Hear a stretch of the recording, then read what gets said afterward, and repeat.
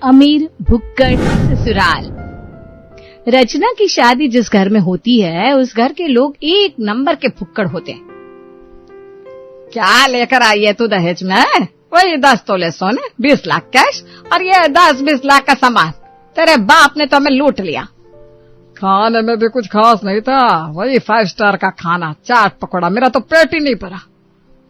शादी में भी भाभी आपकी साइड के एक ढंग का लड़का नहीं था जिसको देखकर पूरी शादी एंजॉय करे। सर नीचे करके रचना सभी की बात सुन रही थी। उसको तो पहले ही पता था कि उसका ससुराल एक नंबर का भुक्कड़ लोगों का ससुराल है। बस वो तो प्यार था सतीश का जो रचना ने इस घर में शादी कर ली। अच्छा भाभी जरा अपना सूटकेस खोलो, देखिए तो क्या क्या है आपकी सूटकेस में। कुछ खाने पीने का हो तो मुझे दे देना। हलवाई देखा तो था मैंने उसके घर में। हाँ, हमारे यहाँ रिवाज है, नई बहू जब बक्सा खोलती है तो सास और ननद को जो पसंद होता है वो उठा लेती है।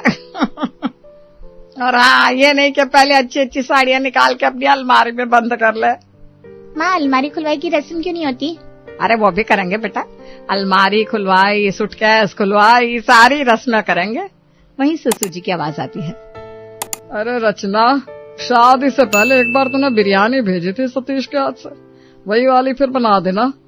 ससुर की आज्ञा सुनकर रचना किचन में चली जाती है, लेकिन उसे तो पता ही नहीं था कौन सी चीज कहाँ रखी है। तभी वहाँ नौकरानी आती है। अरे नहीं बहू किचन में क्या कर रही है भाभी? आप कमरे में जाओ, क्या चाहिए बता दो, मैं आपको पहुंचा देती है।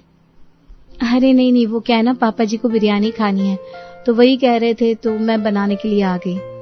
नहीं बहू से बिरयानी कौन बनाता है? पहले तो हलवा बनवाते हैं किचन में, मीठे से शुरुआत होनी चाहिए। अब तू यहाँ पे आके चौधरी ना बन। हमारी बहू, हमारा पेट, हमारा खाना, हम तो बिरयानी ही बनवाएंगे। मैंने भी अपनी शादी के बाद कोई मीठा नहीं बनाया था। अरे भर भर के कांदा लहसुन डाल के तिखी तिखी बिरयानी बनाई थी। तभी बोली भी आपकी इतनी तिखी तिखी है और किचन में से कांदा लहसुन की महक आती रहती है हमेशा। कांदा लहसुन का क्या बन रहा है भाई? वो मालकिन बोल रही है कि शादी के बाद उन्होंने कांदा लहसुन वाली तिखी तिखी बिरयानी बनाई थी। अच्छा, तो फिर दोबारा क्यों नहीं बनाई? उस वक्त का पता नहीं, लेकिन उसके बाद हमने कभी आपके हाथ की तड़कती भड़कती बिरयानी नहीं खाई। क्योंकि फिर मैंने कभी बनाई नहीं। वैसे भी आज से बहू के हाथ की बिरयानी ही तो खानी है। चल बहू, लग जा काम पर। माँ जी, लेकिन ये तो बता दीजिए सामान कहाँ है? न चावल दिख रहा है, न ही कांदा लहसुन, न कोई मसाला। सामान कहाँ है? सामान लेने तो तुझे जाना होगा और पैसे तो तेरे पति ही देगा ना सतीश। ले पैसे और जाके बाजार से सामान ले आ। ए कमला, बहू को झोला पकड़ा। रचना, जिसकी शादी अभी 2 दिन पहले ही हुई थी, ससुराल में आती ही बाजार जाने की नौबत आ जाती है। अरे कुछ तो शर्म करो, नई बहू को इस तरह बाजार में खरीदी के लिए भेज रहे हो, अच्छा लगता है क्या? तो तू चली जा। नहीं, मेरे को इतना टाइम नहीं है, बहुत काम पड़ेला है मेरे को। नौकरानी ये बोलकर वहां से निकल जाती है। सतीश को बताऊंगी तो उनको बुरा लगेगा। एक काम करती हूँ, मेरे पास जो पैसे है वही लेकर बाजार चली जाती हूँ। जरा पूछ तो लूं और क्या क्या लाना है। माँ जी, पैसे तो है मेरे पास, अब बता दीजिए क्या क्या लाना है। अच्छा, पैसा है तेरे पास? बाजार से राशन लाने जा रही है ना, तो मेरे लिए भी कुछ लेकर आ, लिस्ट देते हूँ। रचना के सास ससुर और ननद मिलकर उसे इतनी लंबी लिस्ट देते हैं कि वो देखते ही चक्कर खा जाती है। इतना पैसा नहीं है मेरे पास। एक काम करती हूँ, बिरयानी बनाने का सामान लेकर आती हूँ, बाकी का सामान इनसे पैसे लेकर ले आऊंगी। रचना बाजार जाती है और दुकान वाले से सामान ले रही होती है कि दुकान वाला, बेटा तुम शर्मा जी की बहू हो ना?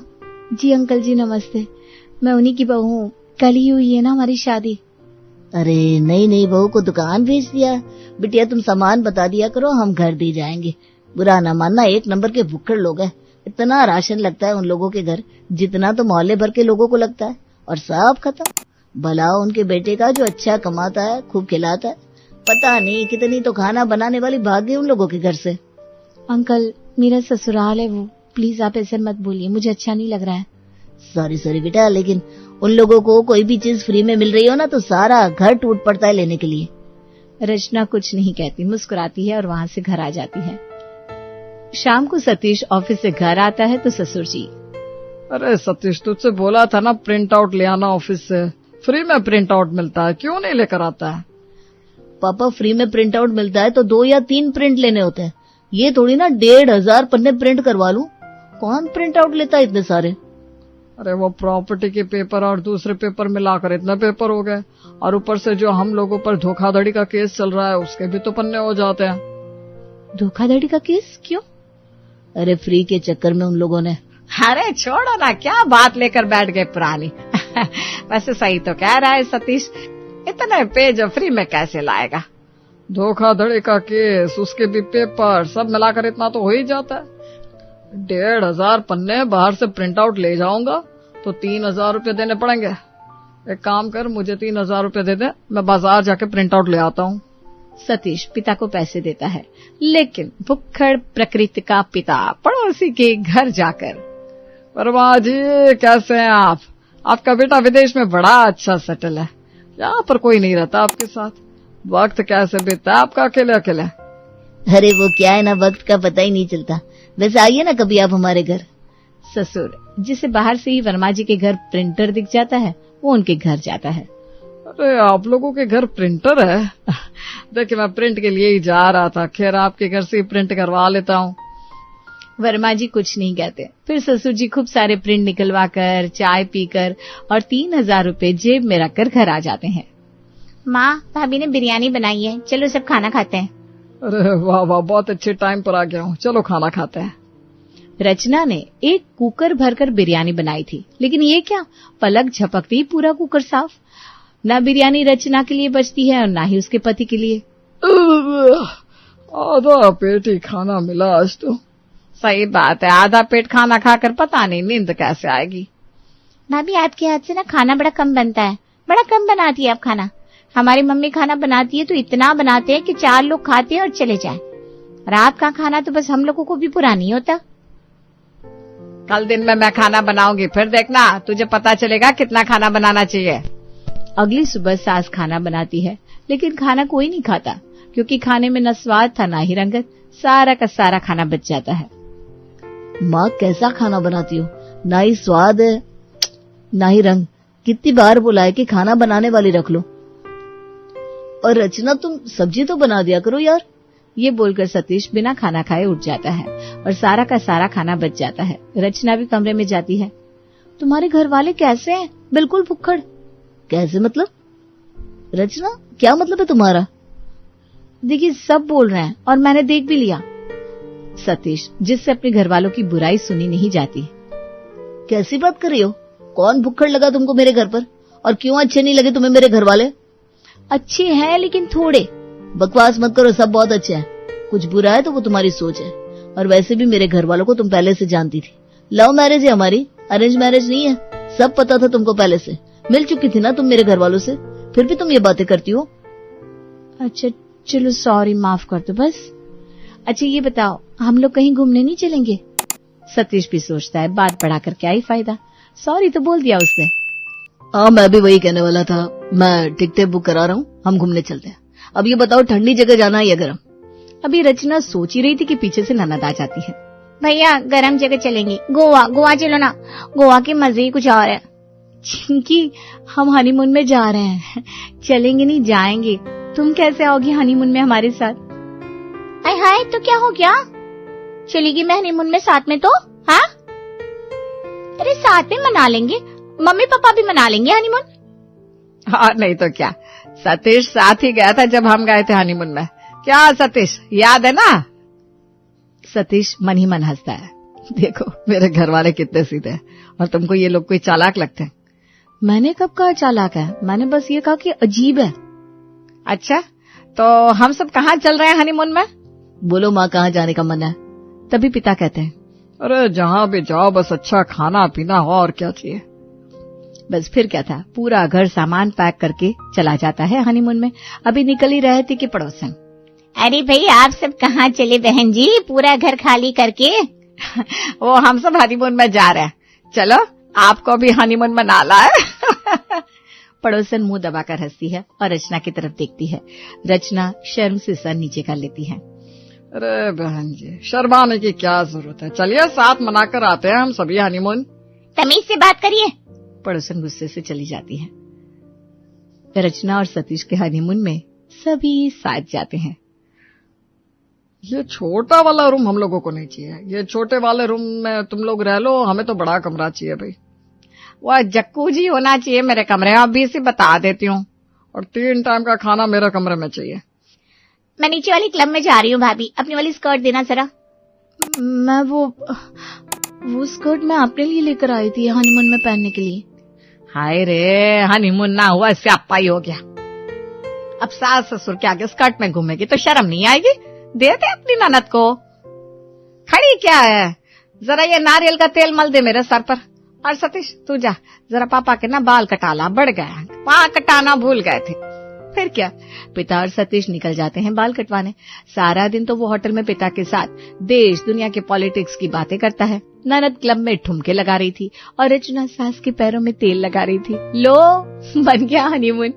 2 दिन हनीमून मनाकर सब घर वापस आ जाते हैं। अब रचना का मूड उतरा का उतरा रहता है। अरे रचना, इतने दिन तो आराम करियो, अब लग जाओ रसोई पर। 3 दिन से अच्छा खाना नहीं मिला, आज तो पेट भरकर खाना खाएंगे भाई। सही बोल रही हो बेटा, बिरयानी ही चढ़ा देना, और वो छोटे वाले 5 लीटर के कुकर में नहीं, कम से कम 15 लीटर वाले कुकर में चढ़ा देना इस बार। भाभी वो लहसुन में ना अच्छे से कूट कर डालिएगा, पिछली बार तो लहसुन की महक भी नहीं आ रही थी, बिल्कुल मजा नहीं आया था। रचना क्योंकि अभी अभी बेकार सा हनीमून मनाकर आई थी, और वो भी इन्हीं घर वालों के कारण, उसका गुस्सा फट जाता है। जहाँ से आप लोग आए ना, मैं भी वहीं से आई हूँ। जितने थके आप लोग हैं उतनी ही थकी मैं भी हूँ, और मैं अभी किचन में नहीं घुस सकती। खाना कल शाम से ही बनेगा, अभी बाहर से कुछ मंगा लो। ये बोलकर रचना अपने कमरे में चली जाती है। सतीश वहीं खड़ा होता है। उसे रचना की यह हरकत बिल्कुल पसंद नहीं आती। वो भी गुस्से से रचना के पीछे कमरे में जाता है। अब आएगा मजा, बड़ी हम पर मुंह चलाकर जा रही थी, अब बताएगा सतीश। जा बेटी, कमरे के बाहर जरा कान लगाकर सुनकर आ, क्या क्या बातें हो रही है दोनों के बीच में। ननद और सास कमरे के बाहर कान लगाते हैं। अंदर से खूब जोर जोर से लड़ने की आवाज आ रही थी। सतीश गुस्से से रचना पर चिल्ला रहा होता है, और बाहर खड़ी सास और ननद खुश होती हैं। अब आएगा ना मजा, बड़ी आई थी, खाना नहीं बनेगा, बाहर से मंगवा लो। अब आएगी बिल्ली बनकर बाहर। लेकिन ये क्या, रचना तो इस बार गुस्से से हाथ में सूटकेस लेकर बाहर आती है और सास से कहती है, मैं अपने मायके जा रही हूँ और अपने घर में तभी आऊंगी जब घर वाले मेरी इज्जत करेंगे। हाँ जाओ जाओ, बड़ी आई, इज्जत क्या करे, अब क्या रोज आरती उतारे तुम्हारी। माँ भाभी को रोको, देखो वो चली जाएगी, भाई भी ना गुस्से में। अरे पागल है क्या, मैं क्यों रोकू, जाने दे। अच्छा ये दिमाग ठिकाने आ जाएगा, एक बार रोक लिया तो समझ रोज लड़ेगी हम लोगों से, और मैं ठहरी सीधी औरत।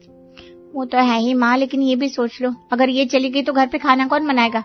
मुझे खाना बनाना आता नहीं है, हर तू तेरा तो खैर रहने ही दे माँ, तेरा बनाया खाना तो कुत्ता भी नहीं खा पाता।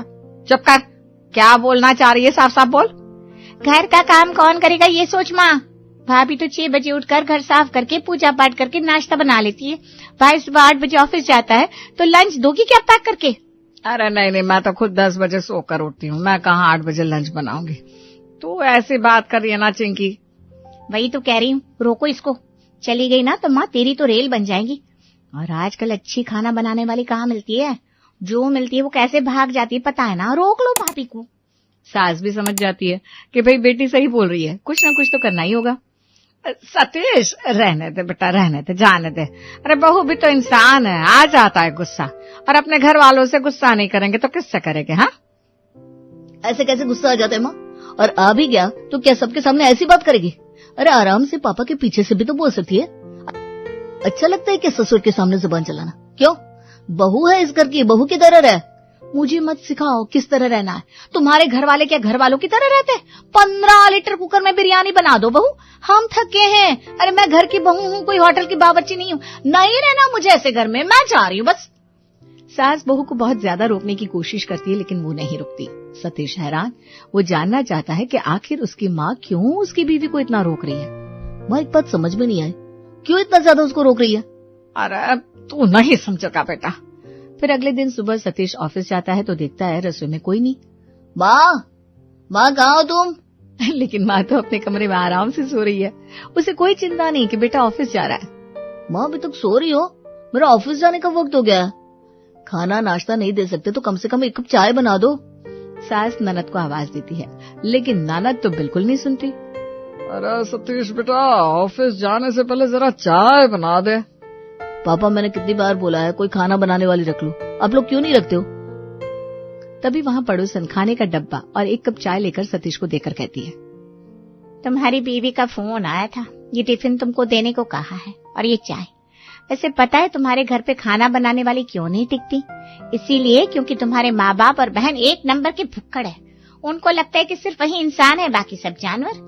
यही उन्होंने तुम्हारी बीवी के साथ किया और तुम्हारी बीवी ने जरा सा कुछ कहा तो तुमने उसे उसके मायके भेज दिया। अब तो बेटा रचना कभी इस घर में नहीं आएगी। अब सतीश को भी एहसास होता है कि उससे बहुत बड़ी गलती हो गई। वो देखता है कि इस घर में किसी को उसकी परवाह नहीं है। अरे बेटा ये चाय का प्याला यहाँ दे, बड़ी तलब लग रही है चाय की। इस डिब्बे में क्या है? भाई तू तो ऑफिस से खा सकता है, घर पर पता ही है ना माँ कैसा खाना बनाती है। अब तक सतीश को क्लियर हो जाता है कि उसे क्या करना है। वो रचना को फोन करता है और माफी मांगता है। मैं उस घर में नहीं आ सकती क्योंकि तुम्हारे घर वाले नहीं सुधरेंगे और मैं ऐसे नहीं रह सकती। मैं तुमको लेकर अलग रहूंगा, बस तुम चिंता न करो। मैं भी समझ चुका हूँ कुछ लोगों को कभी बदला नहीं जा सकता। मैं घर पर एक काम वाली रखकर जा रहा हूँ। आज से मैं और रचना अलग रहेंगे। ठीक है, जैसा सही लगे। बस हम लोगों को कोई कमी नहीं होनी चाहिए। काम वाले के साथ राशन भी पूरा होना चाहिए। हाँ भैया मुझे भी पैसे देते रहना, वो पार्टी करनी होती है ना मुझे। सतीश खाली हाथ वहां से निकल जाता है और पड़ोसन सोचती है कैसे भुक्खड़ लोग हैं, इतने अच्छे बेटे को भी नहीं संभाल पाए।